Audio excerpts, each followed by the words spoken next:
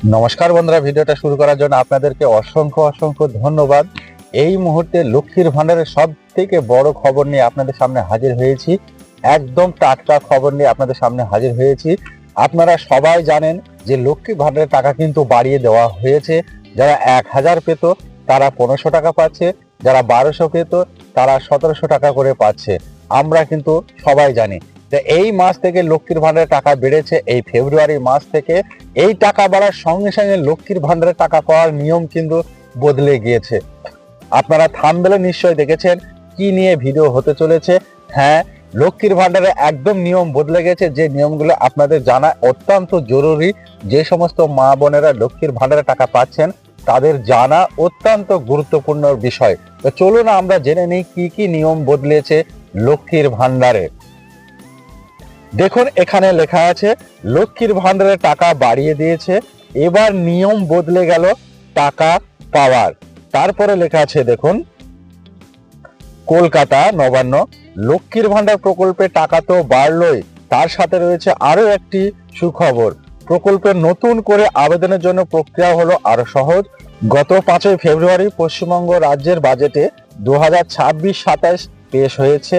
ওই দিন রাজ্য সরকার একাধিক ক্ষেত্রে টাকা বাড়ানোর পাশাপাশি নতুন প্রকল্প শুরু কথাও জানিয়েছেন। তাহলে আপনারা বুঝতে পেরেছেন নতুন প্রকল্প এবং কি সেই জিনিস আমরা দেখে নেব। তারপরে লেখা আছে দেখুন, এতদিন লক্ষ্মীর ভান্ডার প্রকল্পে সাধারণ শ্রেণীর মহিলারা প্রতি মাসে 1000 টাকা করে পেত, এখন থেকে তারা মাসে 1500 টাকা পাবে। অন্যদিকে এসটি এসসি শ্রেণীর মহিলারা মাসে পেত 1200 টাকা। নতুন ঘোষণার পর তারা এখন মাসে 1700 টাকা করে পাবে।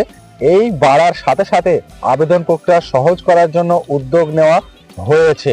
আপনারা বুঝতে পেরেছেন যে এই লক্ষ্মীর ভান্ডার যে সমস্ত মা বোনেরা এখনো পর্যন্ত অ্যাপ্লাই করেননি, যারা ভাবছেন আমরা অ্যাপ্লাই করব, তাদের জন্য দারুণ বড় সুখবর। তারপর লেখা আছে দেখুন, এতদিন লক্ষ্মীর ভান্ডার প্রকল্পে আবেদন করার জন্য আবেদনকারীর মহিলার নামে স্বাস্থ্যসাথী কার্ড থাকা বাধ্যতামূলক ছিল। এখন থেকে স্বাস্থ্যসাথী কার্ড না থাকলেও এই প্রকল্পে আবেদন করতে পারা যাবে। গ্রামীণ এবং শহর এলাকার মহিলাদের আবেদন প্রক্রিয়া। তারপরে লেখা আছে দেখুন, সহজ করে তোলার জন্য এই উদ্যোগ নেওয়া হয়েছে বলে জানা গিয়েছে। নতুন করে লক্ষ্মীর ভান্ডারের জন্য আবেদন, অর্থাৎ যে সমস্ত মা বোনেরা নতুন করে আবেদন করবেন ভাবছেন তাদের জন্য সুখবর। পশ্চিমবঙ্গে যে সমস্ত মহিলাদের বয়স 25 বছর হয়েছে তারা নতুন করে লক্ষ্মীর ভান্ডারের জন্য আবেদন করতে পারবে। আবেদন করা যাবে দুয়ারে সরকারে। আপনার যদি 25 বছর বয়স হয়ে থাকে তবে আপনি আপনার নিকটবর্তী বিডিও অফিসে যোগাযোগ করে এই বিষয়ে জেনে নিতে পারেন। তারপর লেখা আছে দেখুন, লক্ষ্মীর ভান্ডার প্রকল্পে আবেদন করার জন্য বয়স 25 থেকে 60 বছরের মধ্যে থাকতে হবে। 60 বছরের বেশি বয়স হয়ে গেলেই আপনি বার্ধক্য ভাতায় নাম উঠে যাবে। তাহলে আপনারা বুঝতে পেরেছেন যে লক্ষ্মীর ভান্ডারে আগে আবেদন করতে গেলে আপনাকে 25 বছর বয়স তো হতেই হতো, প্লাস স্বাস্থ্যসাথী কার্ড থাকতে হতো নিজের নামে।